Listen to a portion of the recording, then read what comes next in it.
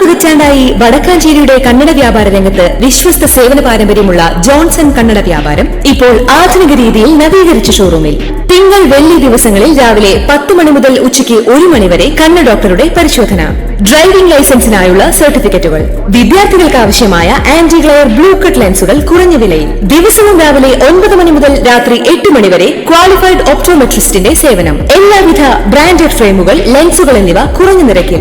Johnson Kannada വ്യാപാരം, John's tower, divine ആശുപത്രിക്ക് എതിർവശം, Vadakkanchery. Phone 94963474. പ്രതിപക്ഷ നേതാവ് VD സതീശനെതിരെ തുറന്നടിച്ച് BJP സംസ്ഥാന അധ്യക്ഷൻ K സുരേന്ദ്രൻ.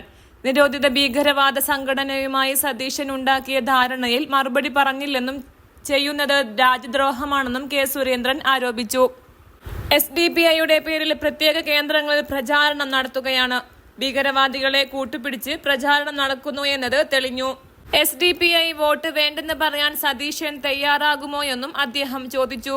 സതീശന് കണ്ടകശനിയാണ്. SDPI നോട്ടീസിന്റെ പിതൃത്വം ആർക്കെന്ന് ചോദിച്ച സുരേന്ദ്രൻ PFIയും ജമാഅത്ത് ഇസ്ലാമിയും പരസ്യ പിന്തുണ പ്രഖ്യാപിച്ചിട്ടുണ്ടെന്നും കോൺഗ്രസ് ഓഫീസിൽ നിറയെ SDPIക്കാർ ആണെന്നും ആരോപിച്ചു. വഖഫ് വിഷയത്തിൽ ഇരുമുന്നണികൾക്കും ഒരേ അഭിപ്രായമാണ്. കുടിയിറക്കപ്പെടുന്നവർക്ക് ഒപ്പം നിൽക്കുന്നില്ല. രാജ്യത്തെ ഒറ്റുകൊടുക്കുന്നവർക്ക് ഒപ്പമാണ് സതീശൻ നിൽക്കുന്നതെന്നും BJP സംസ്ഥാന അധ്യക്ഷൻ കുറ്റപ്പെടുത്തി. തിരഞ്ഞെടുപ്പ് 20-ന് കഴിയും.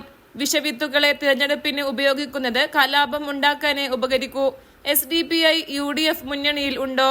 വസ്തുതയിൽ നിന്ന് പിന്മാറുകയാണ്. BJP കൗൺസിലർമാർ UDFിലേക്ക് പോകുമെന്ന അഭ്യൂഹത്തിൽ പ്രതികരിച്ച K സുരേന്ദ്രൻ ടാക്സ് ഇല്ലാതെ സ്വപ്നം കാണുമെന്നും പരിഹസിച്ചു. കാശുകൊണ്ട് മയങ്ങുന്നവർ അല്ല കൗൺസിലർമാരെന്നും കൂട്ടിച്ചേർത്തു. സന്ദീപുമായി ബന്ധപ്പെട്ട് താൻ ഇനി എന്ത് പറയാനാണ്? പറയാനുള്ളത് എല്ലാം പറഞ്ഞു. K സുധാകരൻ ശാഖക്ക് കാവൽ നിന്ന ആളാണ്. സന്ദീപ് വാര്യർ തരിമ്പ് പോലും ചലനമുണ്ടാക്കുന്നില്ലെന്നും സുരേന്ദ്രൻ വ്യക്തമാക്കി. വയനാട് ചൂരൽമല മുണ്ടക്കൈ ഉരുൾപൊട്ടലിൽ കേന്ദ്ര ധനസഹായം സംബന്ധിച്ച പ്രതികരണത്തിൽ അന്തിമ റിപ്പോർട്ട് കേരളം കൊടുത്തിട്ടില്ലെന്നും അന്തിമ റിപ്പോർട്ട് സമർപ്പിക്കാതെ പൈസ കിട്ടുമോ എന്നും K സുരേന്ദ്രൻ ചോദിച്ചു.